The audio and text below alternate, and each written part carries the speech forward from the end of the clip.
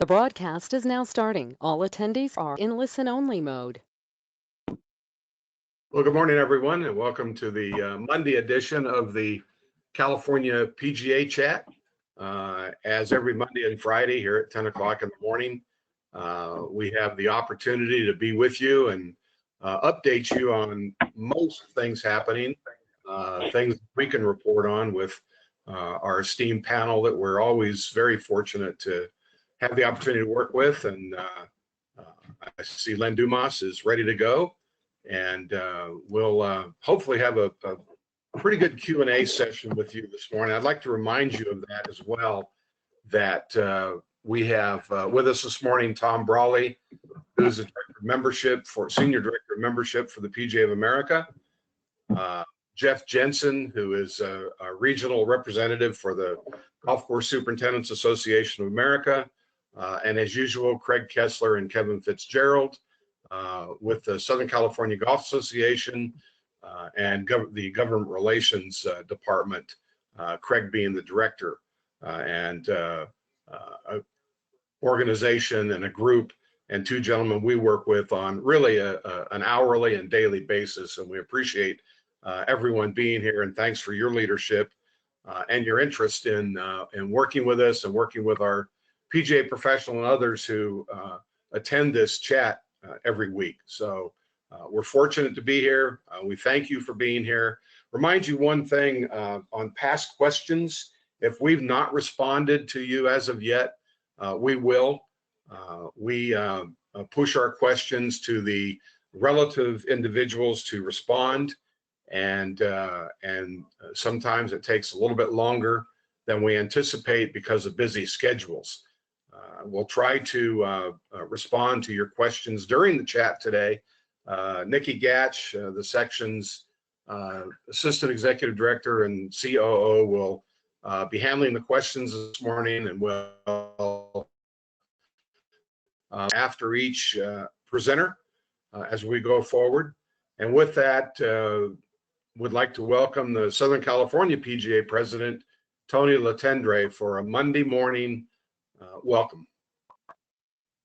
Thanks, Tom. Good morning, everyone, and I appreciate everybody taking the time to be on the call. We've got a lot of great information as usual, so I won't take up much of your time, but I just want my message today to be simple, that, as we're starting to see things open up and getting a little bit of leeway and being able to get back to some golf, I encourage you all to keep an eye on all the information that you can, do as much reading as you can on your county website. Obviously, we know that the counties are really dictating this as far as what's open and what can and can't be open and that sort of thing. But be patient as you go through the process, and let's not overstep the gun here a little bit, and ruin it in the long run. So let's try to make sure that we're staying by all the restrictions and enforcing those rules with our members. And I actually had a conversation with some members the other day as we opened Dove back up for walking only in golf in Orange County here. And the message I put forth to the members was, hopefully this will go sooner than later, but it'll all depend on how the members act and how they react to this process. And if they're mindful of all these practices, it'll help our cause. So I encourage you to have those conversations with your staff, your public, or your members, and we'll hope for the best as we start to open the state back up, which will be great. So thanks for the opportunity just to be here, and thanks everybody on the call for everything you're doing and keeping us informed. Thanks, Tony, very much. Now, Mr. Dumas, good morning. Good morning, Tom. Good morning, everyone. To all our members and associates in the state of California and Northwestern Nevada, welcome to April 20. As President Latendre mentioned, there's a lot of news going on, facilities opening, governors talking to governors, health officials talking to health officials and such. So those conversations are certainly encouraging. And also the caution is well advised to move down the path slowly, move down as an industry, and making sure we're taking the steps along the way. A particular welcome and thank you to Tom Brawley at PGA HQ and Jeff Jensen for the Golf Course Superintendents Association of America. Tom and Jeff, thank you for taking your time to join us as we do our chats. They've been very powerful, very well received, and the information that you bring just adds to our certainly all of our edification as we move along. Couple of the big announcements from HQ. The Gulf Emergency Relief Fund launched last Thursday. And if you've had an opportunity to go through that process, that's great. If not, please do so, keeping in mind a couple things. One, it's a two-step process. And first, establishing an account, which is the registration, and then ultimately the application for the funds. And this week we moved from phase 1 to phase 2. So more on that to follow. And then, of course, the dues, our dues extension to October 31, and the ability to separate the section and national dues. And I'm sure Tom Brawley will talk about that more in detail. So some of the highlights, again, please be sure to check ncpgalinks.com, scpga.com, and pga.org, as those are updated.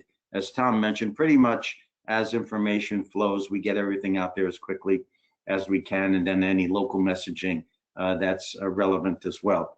So we've got to our panelists we go. So Tom, thank you very much for the opportunity to speak. Thanks, Len. And again, we'll look forward to the most recent developments with Jeff Jensen and Craig Kessler and Kevin Fitzgerald following our senior membership director for the PGA of America, Mr. Tom Brawley. Tom, welcome this morning and thanks. Thank you very much, Mr. Addis, and certainly great to be with all of you. I've listened into a number of these Northern Southern California PGA chats, and they've been tremendous. And the folks that you have on here have been tremendous in sharing some great information. And certainly I think California as a state and the people has done a very good job in responding to this crisis. So I just wanted to spend a few minutes to talk about the PGA Member Assistance Program. And just sort of a reminder that this program is out there, and this program is there to help PGA members and their families. You know, I've heard a lot about what PGA members will do to help, you know, get golf going again and get people going again. You think of how key PGA members are, you know, at facilities, and whether it's just the playing public, their members, or something like PGA Junior League. But this is really just a reminder that the PGA Member Assistance Program's out there, and it's one that can help members because it is a, you know, stressful, anxiety-filled time. And so where does that PGA member turn? And you know, she or he can turn to the Member Assistance Program. It does offer short-term counseling, you know, from licensed mental health providers. There's web and mobile applications for those that need continued counseling after the sessions available through the program. They connect with insurance. So it's really, you know, it helps with anything work-life balance, elder care, financial, legal. So just a reminder that in these tough times that this program is available to members and their families, maybe a spouse or partner or child is going through a tough time, and that program's there. So all of that information's on pga.org, and I'm sure it can be found within both the Northern California and Southern California sites. And I'll add a link and a phone number to the chat. But just really wanted to spend a couple minutes talking about that and making sure that you know, folks are aware, or maybe it's someone that you know that could use some help, and you can forward them the information. So Tom and Len, that's really all I had on that. I will put some information in the chat, but just wanted to make sure that everyone's aware that program's available, because this is a tough time, and it's full of, you know, anxiety and fear, and we certainly hope to push through and do better, but there is help available. Thanks, Tom. And Len mentioned the relief program and the dues. Do you have anything to add in regards to anything regarding relief that was introduced last week and through Friday, and then of course anything else with the dues? Sure. So certainly with the Gulf Emergency Relief Fund, if someone did register but they didn't complete their application, you know, you do have until April 22nd to go back in and complete the application. So make sure that you do that for phase 1. Once all phase 1 is completed, phase 2 will open up, and whether or not an individual had been in phase 1, they'll be eligible for phase 2. So for folks that maybe somehow weren't aware, didn't get an application in phase 1, phase 2 will still be available for them. So make sure that you're checking pga.org with the 5 things to know, because we'll publicize that just as we had phase 1. And then the dues, we will have a different process. We'll bill as normal the beginning of May. And once that dues bill is out there, members will really have, and associates will have a couple options. One, pay the full thing at any time through October 31st, or split that payment into two, one portion being the section portion and the other the national portion and the insurances, the life liability member assistance program. So we're hoping that, and thanks to the good work of the sections, allowing this, hoping that pushing, these dues back will be helpful to a lot of folks who are hurting, and maybe as was talked about earlier, as things begin to open up, that will help people, financially as we move, into the summer and early fall. This is Nikki. One quick question. Sure. Any indication of when phase 2 of the golf relief fund will open up? Don't have an exact date on that, Nikki. I know that they'll get through all of phase 1 again with, allowing folks to complete the application who had started but had an issue and not complete it through April 22nd. And then, so let the sort of dust settle from all of that and have an idea. So it'd be sometime after the 22nd. And we'll get an update to you all for that so you can share with your members. Thank you. You're welcome. Thank you, Tom, very much. And Certainly. if there's no other questions, then I know you have another place to go. So we appreciate your time and joining us, and we look forward to talking with you again. So thanks, Tom. Absolutely. And best wishes all. Thank you. Thanks, Tom.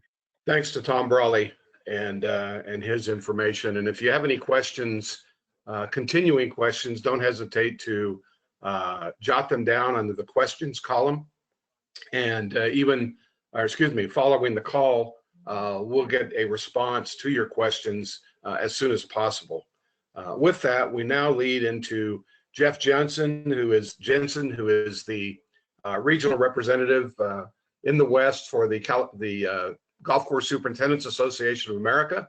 Has been on the front lines and helping to develop guidelines and working with the various states in the West on a reintroduction program, especially for golf course operations on the golf course. And at this time, would like to bring in Mr. Jeff Jensen for a conversation. Well, thank you, Tom. I appreciate being on the call this morning. Thank you to all your PGA members for your support throughout the year. It means a lot out there. You guys are doing some great work, and GCSA really appreciates it, and we really appreciate being included in part of your disaster relief program as well. That's a amazing program for industry members. You talked a little bit about the reentry, not only in the state of California, but on a national level. Now that the coronavirus pandemic is starting to level off in some parts of the country, in response to those state and local authorities beginning to ease those restrictions, GCSAA, along with our other allied golf associations, the PGA, obviously, USGA, CMAA, and NGCOA are combining our efforts right now to create a document that are going to assist golf facilities with proper reopening procedures once the emergency orders have been modified to allow golf activities to resume. The document's going to focus on best management practices for obviously golf course maintenance on GCSA's side, but golf operations, clubhouse operations, food and beverage, as well as educating golfers on their responsibility to follow the sanitary practices and social distancing. We just met on Friday with this. We've worked over the weekend to get a lot of the materials together. Again, working with John Easterbrook at the PGA, some others in our national, Jeff Morgan with CMAA, Seth Law is part of these efforts as well. So everybody's kind of putting their information together right now. We're starting to put some messaging together with that. And we do hope to have something rolled out by the end of this week. As these reentry tools, what we do want to make clear, though, is we are not advocating for the easing of the social restrictions on a national level or at a state level. But we want our members to be prepared for when the orders in their communities are lifted and the golfers can return, that they have a document that's going to help them address the safety protocols, social distancing, and being able to educate golfers and members on doing their part to assist in this transition. So again, I know yourself, Tom, Craig Kessler, who's going to be on here after, Kevin Fitzgerald, You guys have done an amazing job messaging, especially throughout the state of California, on patience being a theme moving forward here. That's going to continue to be the story here. We just continue to need to be patient. We need to continue to follow that message that you guys have put together, that the California Alliance for Golf has put together. I think that strategy has proven to be extremely successful. As you see, golf courses are starting to be allowed to open in different counties now. So we just need to follow that. We need to be patient, but we need to have these tools available, to our golf courses to reopen and to follow those protocols, when the time comes. The toolkit can also be used to assist county health departments with information on safety protocols, social distancing on the golf course, and health and economic benefits too, as they are easing these restrictions. I know some of you on the phone this morning were part of the Ventura County efforts. I know Craig and Kevin were certainly a part of that as well. Tom, a part of that. Up in Placer County, we had the Northern Cal PGA, myself and others were asked to provide information to the Placer County Health Department on social distancing on the golf courses. So we were able to do that. Again, they write their orders. We didn't do anything with that aspect of it, but to be able to provide them with the information is certainly something that we can do. And I would expect that PGA members, GCSA members throughout the state are going to be asked to do that, from counties and provide that information. So I think this is a document that's going to help out a lot, and it's hopefully something we'll be able to share with you guys by the end of the week. So that's kind of the where we're at right now with that plan. Just a couple other things I wanted to let your members know that they might not be aware of. GCSA is also doing a weekly town hall series. It occurs at 11 o'clock on Monday, so coming up in about 45 minutes here. I do understand that it kind of overflows with this chat quite often, but we do have those are available on demand as well. If you just go to gcsa.org homepage, you click on the COVID-19 resources, you can go down to our town hall meetings. They're 1 hour in length. Last week's session featured CEO of GCSA, Red Evans. It featured Seth Waugh, Jay Karen from NGCOA, and Jeff Morgan from CMA. We also have guests, on from different segments of the industry each week. I think they're very helpful. They're not only for, the maintenance side of it, they're for our entire industry. So they are free of charge to obviously PGA members in all industries. So feel free to access those, take a look at those as well. We'd love to have you on those live if you have the chance as well. Just like this webinar, we do take questions also. So again, check those out at gcsa.org. We also, GCSA, our federal lobbyist, Bob Helen, continues to lobby on behalf of our 501c6 and 501c7 organizations who are excluded from much of the provisions in the CARES Act. They're continuing to do that. Talking to Bob last week, there doesn't seem to be a lot of support from either side of the aisle to support, putting 501c7s into that type of relief that might be forthcoming. Craig Kessler may have more information on that after we get off this call, but I did talk to Bob on that last week, and the message kind of coming out of there is that, the support for obviously, private clubs, yacht clubs, dining clubs, social clubs, whatever the case might be, doesn't really seem to be there as far as the relief goes with those, forthcoming bills, but it's something we continue to work on. Last but not least, I know we have some Northern Nevada members on this call this morning as well. I'd like just to talk very briefly about Nevada. Obviously, as you who are on those, working in the state here are aware, we were open for about 3 weeks, and then we're forced to close. Just to give you an update, the Nevada Alliance for Golf has been very active. A letter was sent last week to the governor, basically thanking him and for his, appreciation for keeping golf courses open for as long as he could. Our lobbyist, Alfredo Alonso, has been in constant contact with the governor's office as well. We're certainly not pressing the issue to get open. We just want them to know that we're there, we're ready to go, and we're ready to recontribute to, the opening of Nevada when that may happen. Governor Sisolak does have a press conference this week. We expect to hear a little bit more on the emergency order, which runs through April 30th right now. But we do believe that golf is very well positioned to be opened immediately in the state of Nevada. So we'll have more information forthcoming for those guys who may be in Northern Nevada right now, but rest assured that we're doing our part through the Nevada Golf Alliance to represent golf and get us as open as soon as possible in Nevada. with that, I'll just close and just, say, as you guys are in those counties that are reopening out there, speaking from a perspective of a state that was open here for several weeks in Nevada, we had many visits from law enforcement, code enforcement, particularly in the southern part of the state. So keep your whereabouts out there, do the things you're supposed to be doing. One area that I would bring up that was critical out here was the single ridership on carts.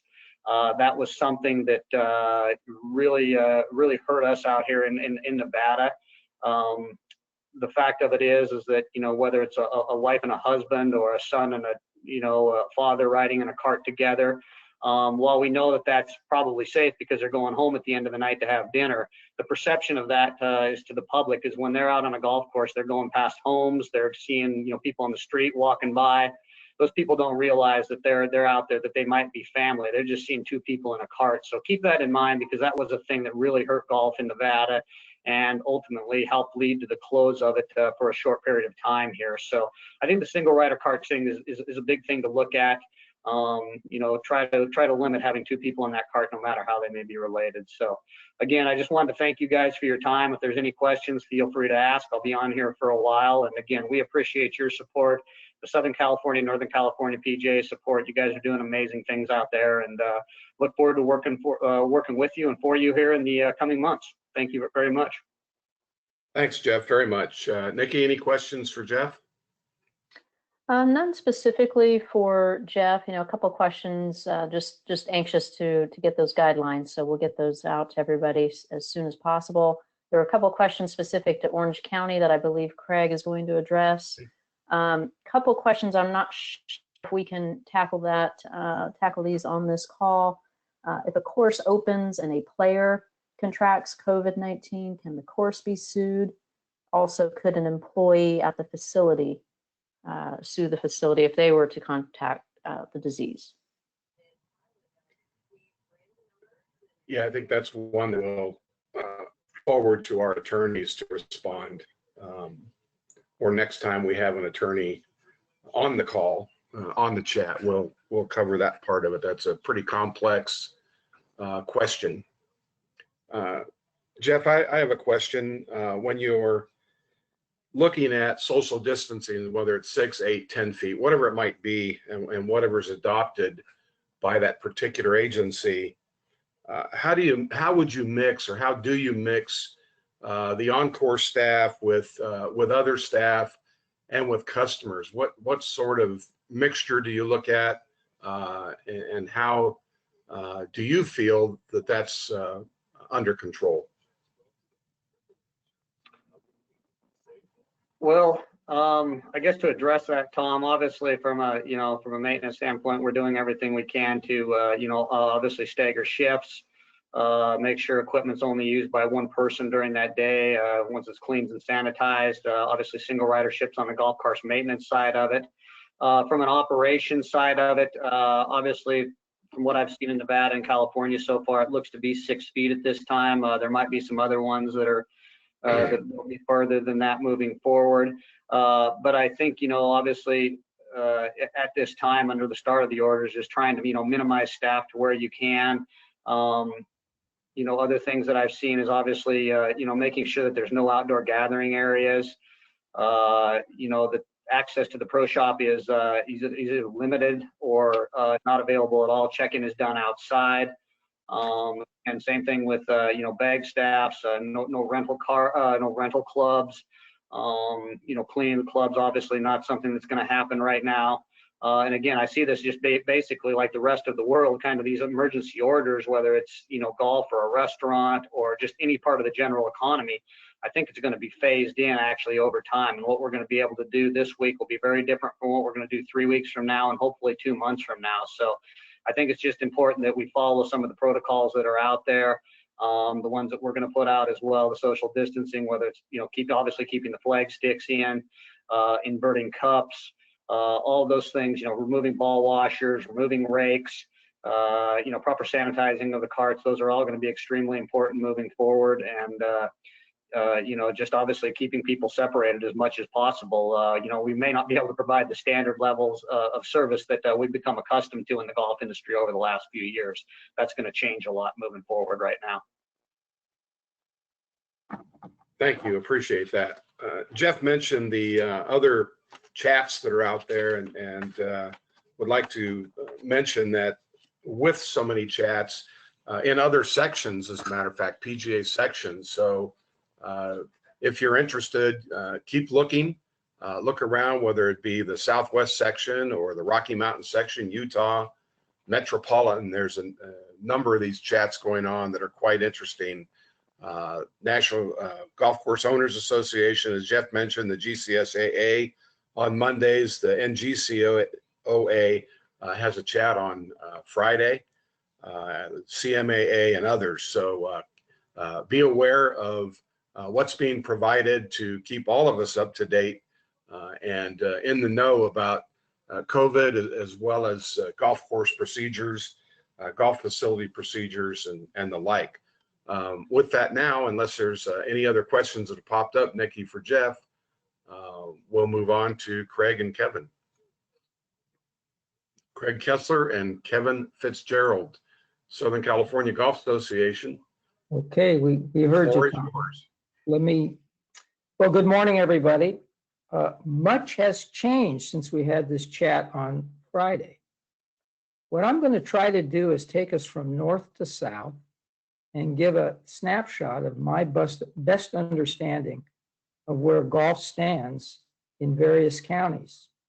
So on Friday, as Jeff talked about, Placer County's 27 golf courses open for play under a set of social distancing protocols that were largely supplied by the GCSA. But as Jeff explained, those protocols have been worked out very thoroughly at a national level with the NGCOA and the PGA of America and everybody else. Moving down the state, Sacramento County has been an outlier from day one in the sense that, unlike so many other jurisdictions, particularly in the southern part of the state, where golf remained open in the days immediately following the issuance of the governor's and other local directives, it's remained open in Sacramento throughout. For reasons that are peculiar and anomalous, that have worked out well for the golf industry in that particular region. The Bay Area, I'll deal with the Bay Area later. Monterey County continues to allow golf on the most limited of bases for private clubs only, and it really amounts to if you are a member of the club, you can actually walk and maybe hit some golf shots, not into a hole with a flagstick, and there can be no staff on site while you're doing it. So it doesn't really permit the resort courses that are the main attraction, but it does permit some level of play at a handful of private clubs on the peninsula. Moving down, San Luis Obispo County, which had an interruption in golf, but a short interruption, continues to permit golf, public and private, across the board to the degree to which a facility, to the satisfaction of the public health director in San Luis Obispo County, can meet very strict social distancing mandates and business practices. And that was something that was literally worked out between the golf courses and the public health officer. And my understanding is that effort was largely led by San Luis Obispo County golf system, which has a great deal of credibility and over the years with all levels of government in the county, and particularly with the public health officer. So that's an example, I think, where the municipal system led the rest. And that's not going to be uncommon. That's a theme you're going to hear as golf begins to reopen up in other parts of the state. There's obviously a close relationship between different levels of government and government's own golf courses in the state of California. And in the southern part of the state are substantial ownership interests. Northern Santa Barbara County appears to be open. I'm not sure, I've never been able to locate the legal basis for that. And actually in the city proper, it remains mostly shuttered. And that could be because the social distancing requirements are pretty onerous and maybe in the small and the sparsely populated areas of Santa Barbara County, they can meet them now. Ventura County, as I trust many know, literally changed its order Saturday night and opened for play yesterday. That was public, private, everything across the board. That's a community whose golf courses work with all of the regional golf organizations and the county very effectively, very quietly behind the scenes to make the case for golf's amenability to the social distancing requirements that are necessary to guarantee that that county also doesn't run the risk of having a pandemic curve get out of control and lose the ability to take care of critically ill patients. I think it also helped that in some of these counties where golf has already been reintroduced, they don't have the kinds of numbers in terms of COVID-19 cases and other medical emergencies that the highly urbanized counties have. Riverside County is interesting in the sense that there's been an incredible amount of controversy, and there have been times when the golf industry has not always comported itself as well as it could have in the public sphere. But we do know that the county board president, Manny Perez, made some comments very publicly on Friday that issue would be taken up this week. There are some media reports that seem to indicate that the media have access to some documents that give them the confidence to report that as sometimes as boldly as the reintroduction of golf could happen as early as this week. I'll simply say, for the purposes of something going out this public, I think those media reports are factually founded. They're not rumors, but nothing has been formalized. But I think in fairly short order, that particular county has gone from looking at June 19th as the date to even consider reopening any kind of golf to something where I do think there will be, if not an opening this week, at least a very robust dialogue about a day that will be much more imminent than June 19th. Orange County has come up in this conversation, and I'll leave LA and San Diego to the end because they're the two big players in the Southern California realm anyway. Orange County is a peculiar situation. There are golf courses that are open.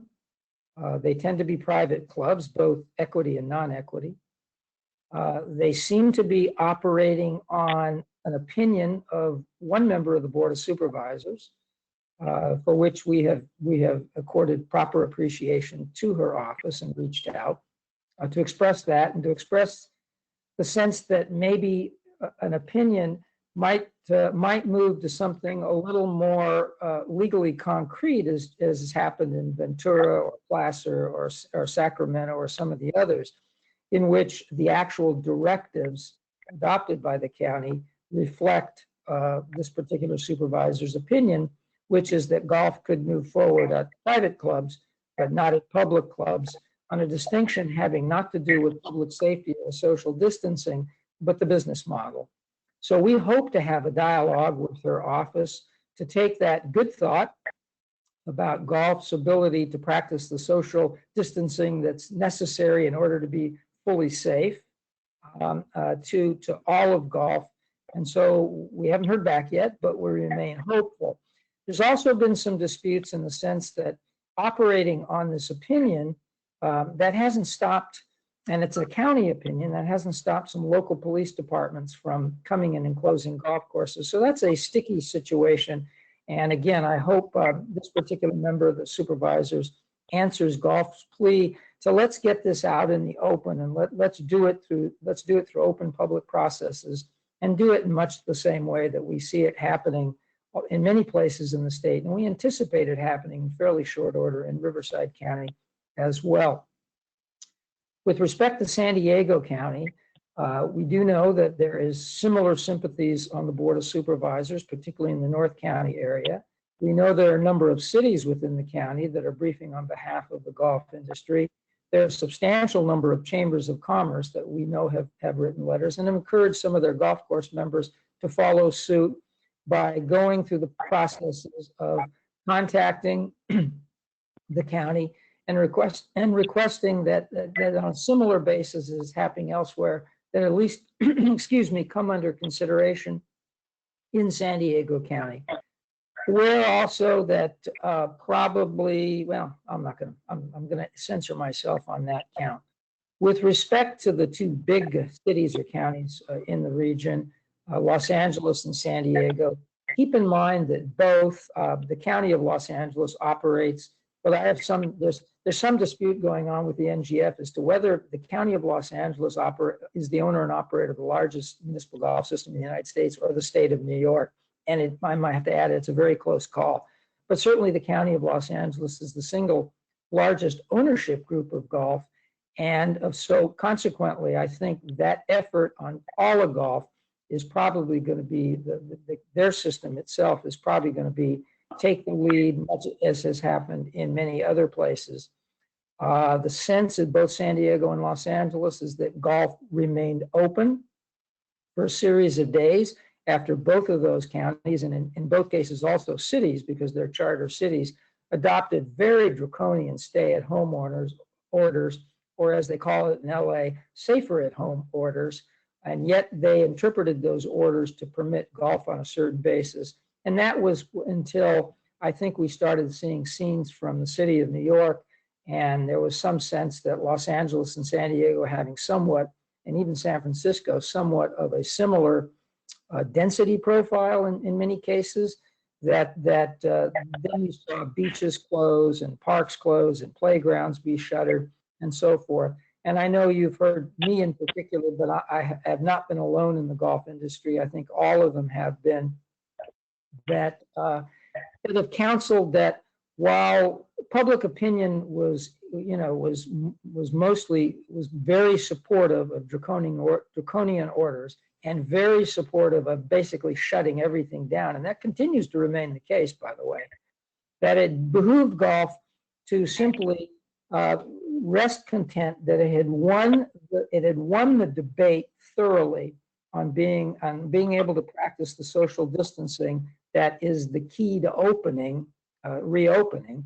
But don't press the point too much. There will come a moment in fairly short order in which the pandemic curve had been sufficiently flattened so that public policy makers panic about literally having to do what we see on television in New York, is hire refrigeration trucks to hand, literally because the city, our nation's largest city, did not have enough morgue capacity in essence to handle them. That picture caused all the blood to run out of their heads and simply say, shut everything down. By the way, at a national level, Pew tells us that still 2 out of 3 Americans at a national level still believe in erring on the side of keeping everything shut, even at the expense of the economic distress that it's caused. That's a number that's probably shifting very quickly. And if it's 2 out of 3 nationally, it's probably much closer to 3 out of 4 in the state of California.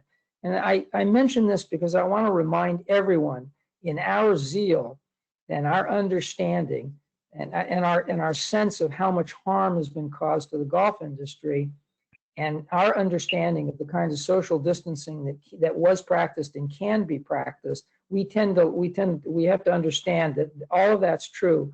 But at the same time, when you're asking public policymakers to change orders, their actions are happening in this sort of greater sea of public opinion. That doesn't mean that the arguments are incorrect, and it doesn't mean that golf hasn't sustained those arguments. It simply means that a little bit of attention has to be paid to the public opinion in which those arguments are floated. Never forget that. Maybe because my title is Government Affairs Director, I can never forget that. But I think you're seeing, and to those of you who emailed me, and there were plenty of you, not golf professionals, but plenty of members of the SCGA about not being more aggressive on these particular points. And I know that we've been counseling in particular, hold your counsel, be patient. Golf will be among the first things talked about as we get back to restoring order, reintroducing things, activities and businesses into our lives. And that's exactly what has happened. I'm really encouraged on hearing the reports from yesterday from Ventura, from the public golf courses. And as you might imagine, there is, having been closed so long and with so much closed down, they were pretty well swamped, and they are for many days into the future. And so I would say that, and so I would simply say that things went very well and very orderly. And I think that's something that Jeff alluded to, and I think it's something that the SCGA, the NCGA, the PGA, everyone is going to do. We need to make sure we get a message out to our golfers that the degree to which we sustain those arguments about our capacities to operate, even when the pandemic curve is, maybe it's flattened, but it's still very much there. And there's still very much fears about a second wave. There will be a second wave of the virus. We just don't know exactly how bad it will be because it's a new virus. And so keep in mind that we're out in front, and to the degree to which we do a good job with social distancing, that is the degree to which we may not be caught up in a panic in a second wave. So I think we need to put out the message to all of our golfers is just how important it is, not just on the first few days after reintroduction, but throughout. Now, I do see here there's a question, a good one, because I haven't spoken much about the San Joaquin Valley or the Bay Area golf courses. And that's probably because I'm not as knowledgeable about either. I do know golf is proceeding on some basis in the San Joaquin Valley, and that's because it's rural, the golf courses are separated, social distancing is much easier, and the politics are different of those particular counties. So I would say, and in the Bay Area, I sense the movement beginning. I'm not as privy to it because those are not SCGA clubs, those are NCGA clubs. And so, and while it isn't, and there isn't a Mason-Dixon line in the state of California, we're all one on these kinds of issues. But keep in mind that the way Governor Newsom has decided to handle this, which is very different from virtually the other 49 states in the union, is on a federated model, with the governor simply issuing minimum standards that all must meet and encouraging the counties, which are the organs of public health and the organs of actually federal and state programs in the state of California, which is also different from most American states, to adopt protocols and health orders that are peculiarly amenable to the circumstances in each one of those counties, recognizing that San Francisco has 700,000 souls in 7 square miles, and in Tulare County, life is quite a bit different. And you'll notice that the pandemic curves are quite a bit different in the rural areas as well. So, and sometimes you've heard from Washington, D.C., this sort of national frustration that there's a bit of an ethic that goes one size fits all, and it's not necessarily the same size doesn't fit the city of New York and maybe areas of the wide areas of the middle of the country. In California, we've actually adopted protocols that recognize that within this state, which our governor has taken to calling a nation state, that we have much of the same profile, thus the flexibility. And thus the fact that I expect golf to come back on board probably last in our biggest cities. But I can tell you that within the municipal systems, there has been a sense internally to get ready for that day, because they're going to have the toughest task when that day comes and they reopen, because the universe is going to be focused on them in a way in which the universe is not focused on a private club that's tucked away against some mountains or foothills somewhere, if for no other reason than the access to one is different than the access to the other. In response to a question about what exactly it is we're trying to convey to our public policymakers, it's that it's really just golf's amenability to very strict social distancing standards that actually changes the game when it first reopens. And for example, in Ventura County, the order does not allow golf carts at this moment, but that may change 5 days or 10 days or 15 days from now. That's all walking that's going on. In other counties, Single rider carts are available. But I think as Jeff pointed out, and this happened in a handful of days after the initial orders came about in the large cities and counties, that is probably the sorest point, in that you end up, even though the golf course very strictly governs the issuance of the single carts and sanitizes them and so forth, that people will be people, and they'll stick their bag on a cart, and that will end up on the front page of the San Diego Union Tribune or something. And there's a virulent public reaction to that. And there's always that undercurrent that golf must never forget, that we're elitist and aloof and we think we're special.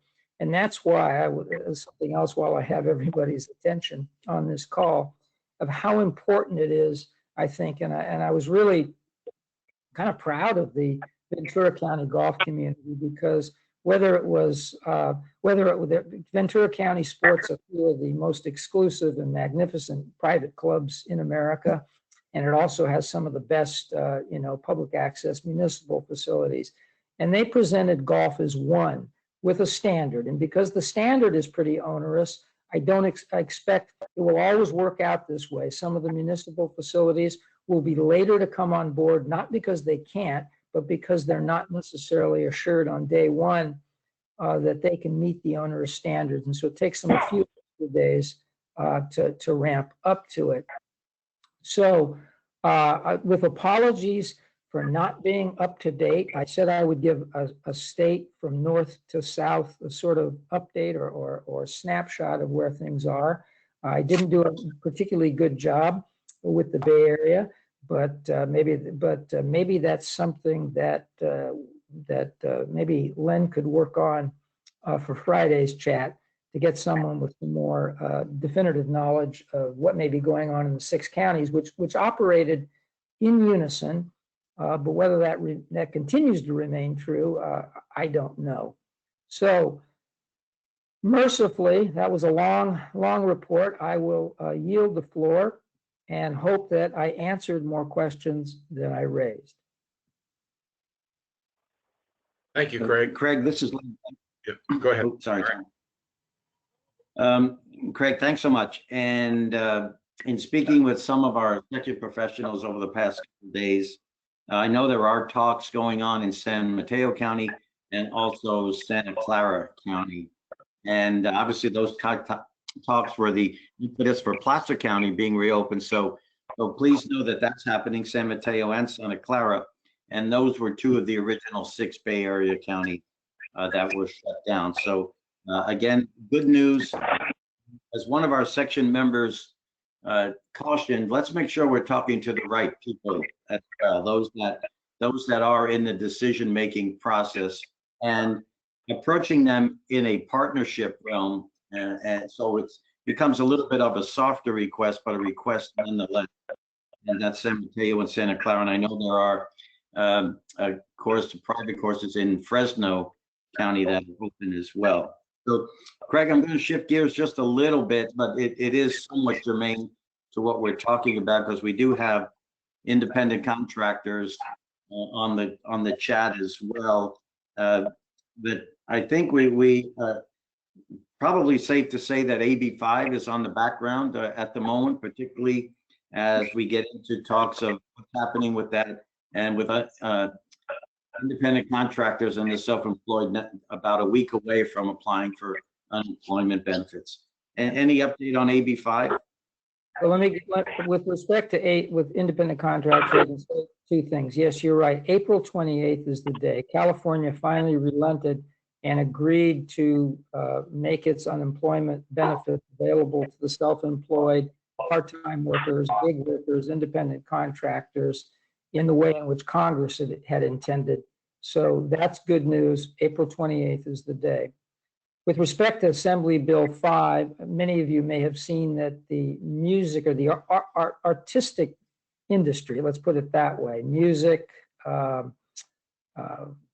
writing, various things like that, which were literally put out of business by AB5 in a way in which the independent contracting PGA professional was not, because there is that business to business for professional services exception that we were able to get in there. It's not perfect, but it's pretty good. And we had hoped to perfect it in this legislative session.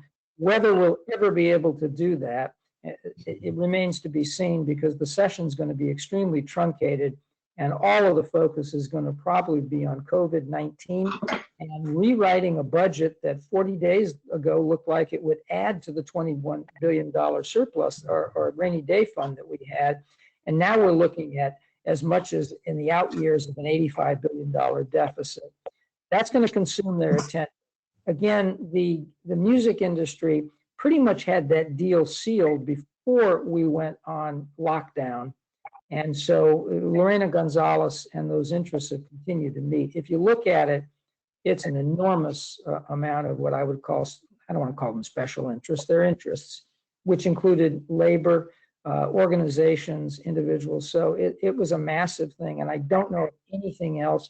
Obviously, as you know, Lynn, we're in constant discussions with the California Alliance for Golf's lobbyist, who's locked at the Capitol shut down. So basically, all of our capacity to have these conversations is limited, is extraordinarily limited at this time. But when they do get back into session in May, and I believe it's May 4th, that at least it's May 4th so far, they may extend that some more. There's rumor as much as June, but we'll see. And when they get back in, we will certainly, one of the first things we'll explore as to whether there is any bandwidth available for us to try to work out some of the small changes, and at least in one of the 12 criteria that forms part of that business-to-business exception that I think would bring a full measure of relief to the PGA professionals. Thank you, Craig. Any other questions, Nikki, for Craig that you've? A couple, Craig. I'm not sure if you saw them, and apologies if you addressed them already. Do you think indoor training centers will open at the same time as a golf course? That's an opinion, and my opinion would be no, because it's not out in the open air. If there is a possibility of doing it by appointment, I don't. My gut reaction is no to that one. Just my gut reaction, because it's an indoor activity that they can't, that has difficulty practicing social distancing, although I can see some possibilities if everything's by appointment, and it's possible. But again, whether or not there's going to be enough focus on that by policymakers remains to be seen. Okay, one other here. Has a proposal for public courses to open for county residents only been considered? Essentially no travel to play. This would allow soft re-entry while minimizing risk, allowing some PGA professionals to get back to work. The answer to that would be yes, that has been considered. In fact, one of the things suggested by that organized Ventura County community was to do precisely that. And that's because Ventura County is contiguous with Los Angeles County, and their worry was if they opened up, and they have opened up before Los Angeles County, they would be swamped. But I'm going to guess, and this is just a guess, that whereas the law certainly permits counties and cities to, well, certainly cities to give access preference in terms of reservations and some pricing preferences to residents. There's a theory there. I don't know that anyone has ever denied access to a non-county resident. And then there's an added problem if it's a county facility, because they're organs of the state. And there have been some rulings in the past that the only thing the county could do is have even a discriminatory price policy based upon state residency. Well, once you do that, it kind of ends the issue because of the size of California.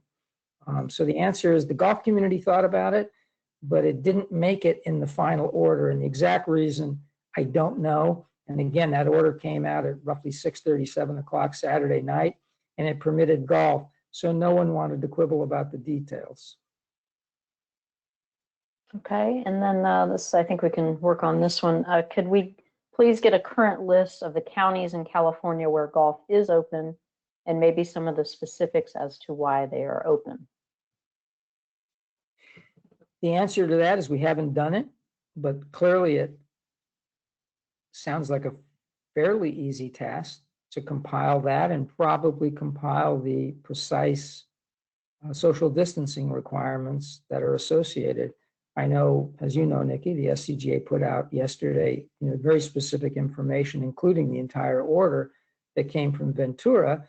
Should a similar thing happen this week in Riverside, we would do the same thing. I know that I've seen Placer County, and if Jeff's still on the call, he may not be. He might be getting ready to do his national call with the GCSA. I know he has access. I know he was the source of the Placer County rule, so he certainly has access, and thus we have access, and we can supply that as well. We had access I've got it again, and I've got it from, well, we have access to all of it, and we can put it together. I guess the answer is why not? Because we've done it on an ad hoc basis, and some of us have been sort of busy, more busy about getting this done than compiling after the fact, data about what got done, if you know what I mean. Right. And looks like one more, which I think we'll address with the guidelines when they come out, but do you think golf instruction will be able to happen, or just golf as recreation or exercise? Good question. I think and some of the orders exclude driving ranges and some include, and the driving ranges are going to you're not going to sell as many stalls, obviously, but I would think that as long as you're always standing at least 10 feet away, sounds like a possibility. I would think so. I think I would go, rather than hoping to address that very specifically in a social distancing set of protocols, I think it would be, if you can do it consistent with the way everything else is being done in terms of social distancing, the answer is probably yes. And it's also, it's probably better to operate that way than to seek permission going in. Okay, couple more, Craig. Eric Solander, who's a golf professional in the Coachella Valley, news today, Riverside County opens golf tomorrow, April 21st. That is not 100% confirmed. Is that correct? I know you addressed that in the beginning of the call. For those who follow Larry Bohannon, you'll notice that he revised his original article, which made that definitive point, and that's what I alluded to, you read his story, it seems he has access to a document that gives him confidence to believe that that may happen, but it hasn't happened yet. So as with all these things, until an order is amended and then approved, either by a board of supervisors, or as was the case in Ventura, it just required the county chief executive officer. When that becomes final, then you know it's correct. So things look very, very hopeful and encouraging, but the ball's on the half-yard line or the 1-yard line, but it's not quite in the end zone yet. Perfect. Thank you for the football analogy. One more thing, do social distancing guidelines and safety protocols, will they vary by county? Yes. Probably it would behoove the golf industry, and I think obviously, I know the NGCOA has a program, which I think they worked out with the GCSA. It probably behooves us at some point to coordinate all of them, but it's hard to go to one county and suggest that another county did it better. It's just, I can tell you from experience, that's a losing proposition. So the answer may be, as much sense as it makes, we may just be living with differential requirements. Okay, I think we've covered it all. Thank you, Craig. Thank you, Craig, very, very much for that. We appreciate all of the information that you provide, whether it be dealing with golf facilities and courses, or employment law, or SBA and the others. We appreciate all of that.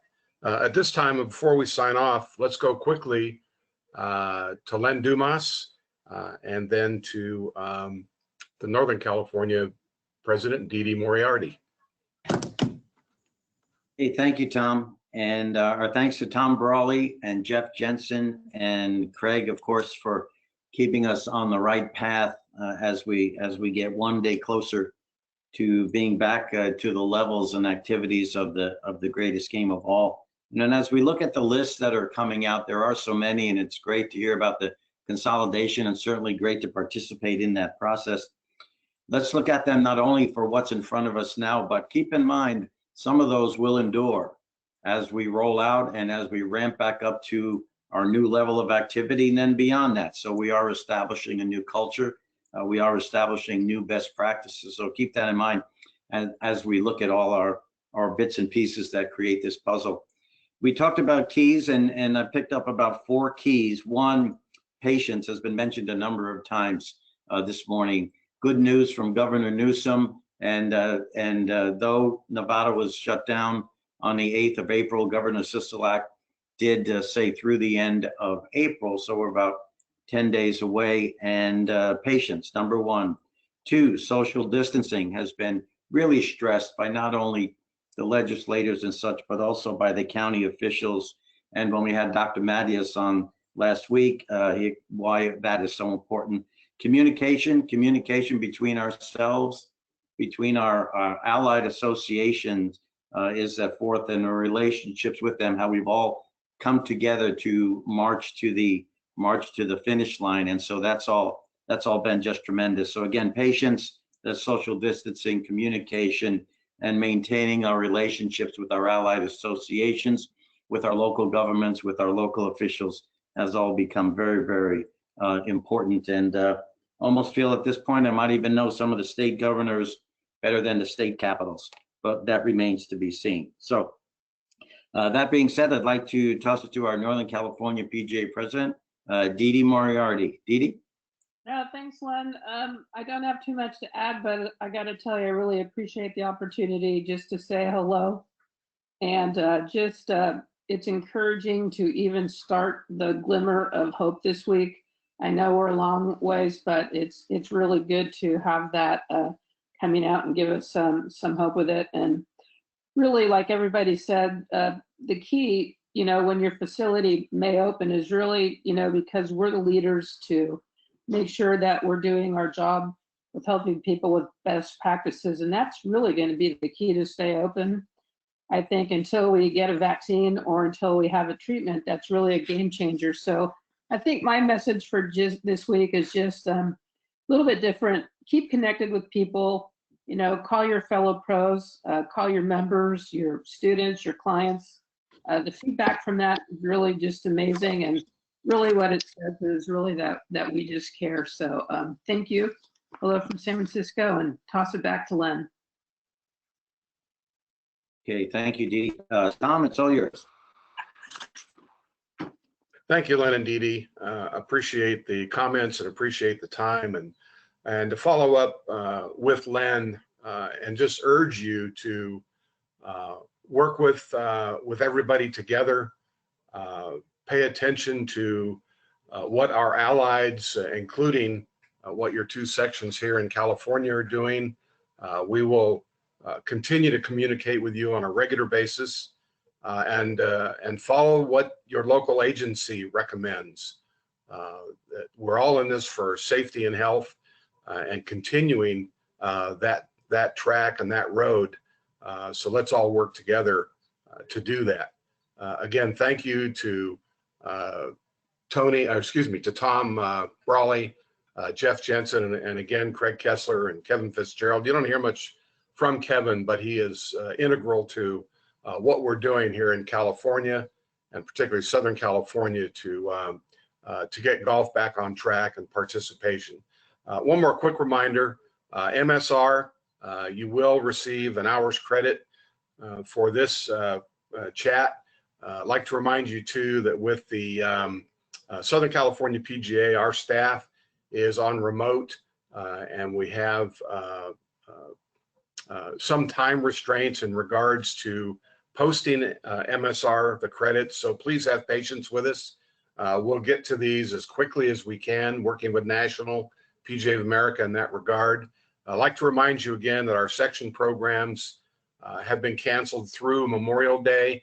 As we announced on Monday, our summer meeting at Tamarisk has been at this point canceled, and we will be doing an online meeting for our membership on the beginning June 7th, excuse me, and looking forward to that. So watch for the notices in that regard, and be safe, be healthy, and we'll look forward to talking with you again on Friday, this coming Friday at 10.